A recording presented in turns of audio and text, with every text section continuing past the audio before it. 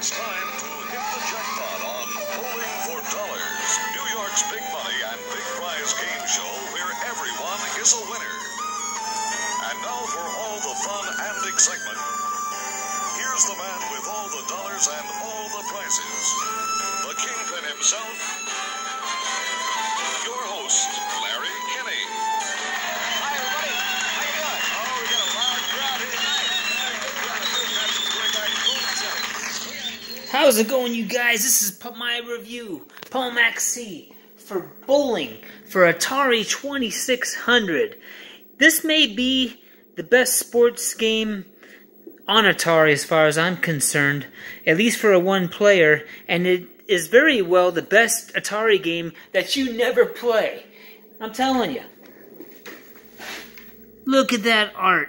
Yes, I used to watch Bowling for Dollars in the late 70s, and it intrigued me. And to be honest, Bowling is the first Atari game I've ever seen in action.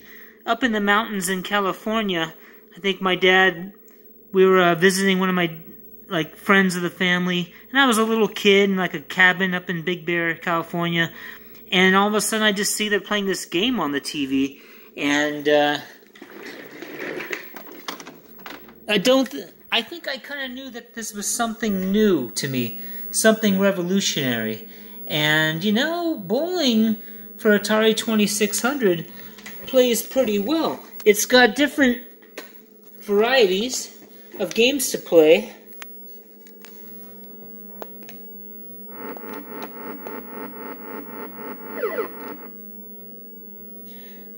The first variety being where you're allowed one curve,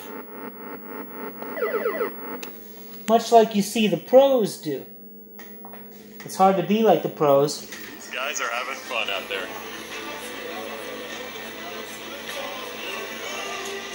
It's always that one curve, right? As partner, when you don't strike, you got to come back to face that.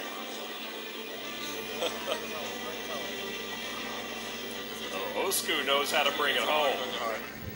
You gotta throw that ball, get that curve. Speedometer on this one. Palermo and Woodley. And here comes the windup. Oh, yeah. And the 0-1.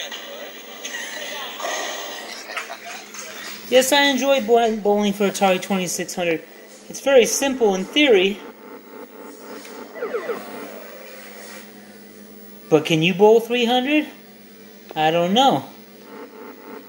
Chances are, if you just let it go straight like that, you're not going to bowl yourself a strike. Not like this great guy.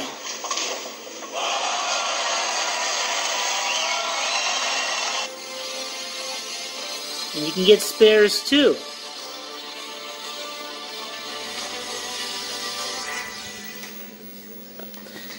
Now you can also switch to game 3, which is also a one-player game. And in game 3, you can really do some flashy moves. And you get more than just one curve. You can play with the joystick and kind of go nutty with the pins like that. You can get into some real finesse. The captain warms up.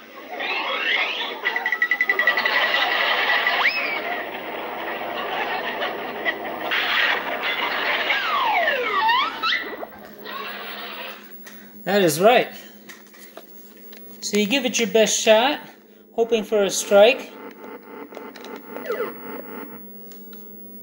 But if you don't pick up all the dice pins in one roll, Do I see a split? Just keep your eye on the ball, Barney boy.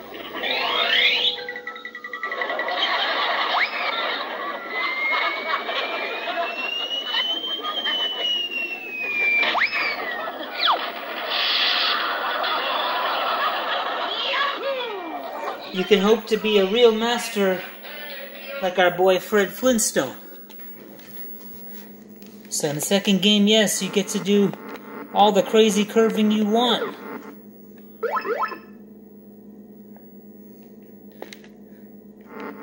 Yes.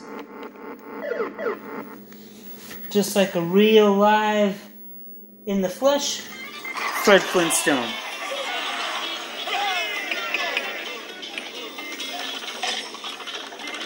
Okay, Brother Flintstone, you need a strike to win. Can you do it? Is the earth flat?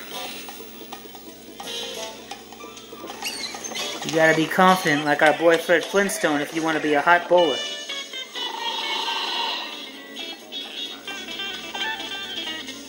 Come on, Twinkle Toes.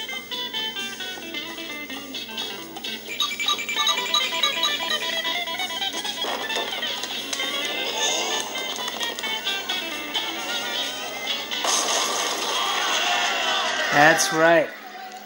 Fred Flintstone is one hell of a bowler. We all know that.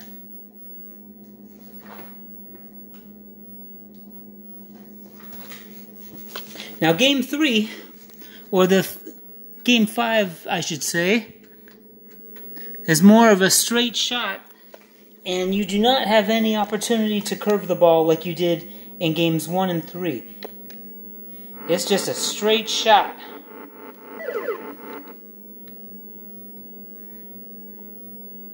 Can we pick up the spare? Oh yeah. And I tell you, don't be afraid to really hurl it fast. Like this.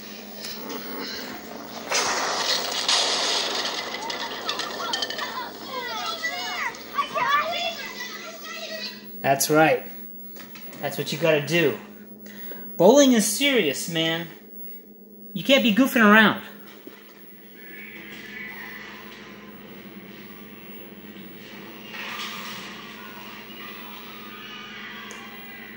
I take my bowling really seriously.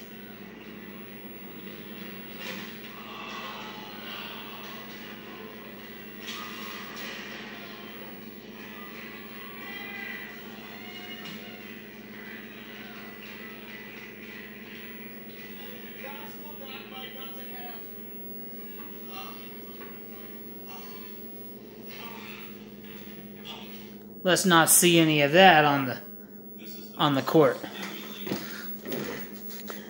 So bowling is a solid game. And you can only hope to be like the masters. There's a spare. Try not to make any stupid mistakes now.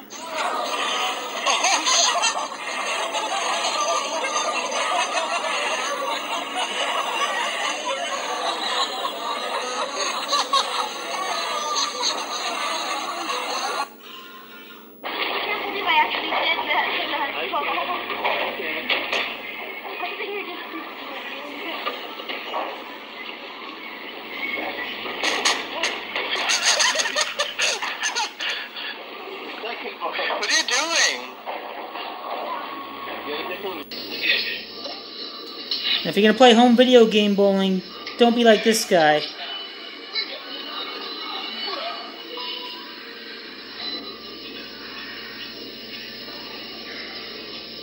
Don't be an idiot like this guy and break your TV.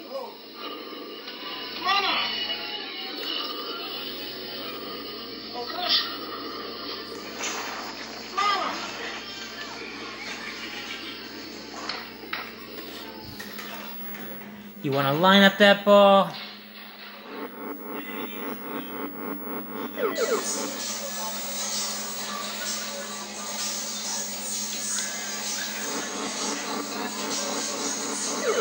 As you can see, when you're playing the option with no curving, it's a real challenge. So when you're playing that version, I recommend you throw it hard.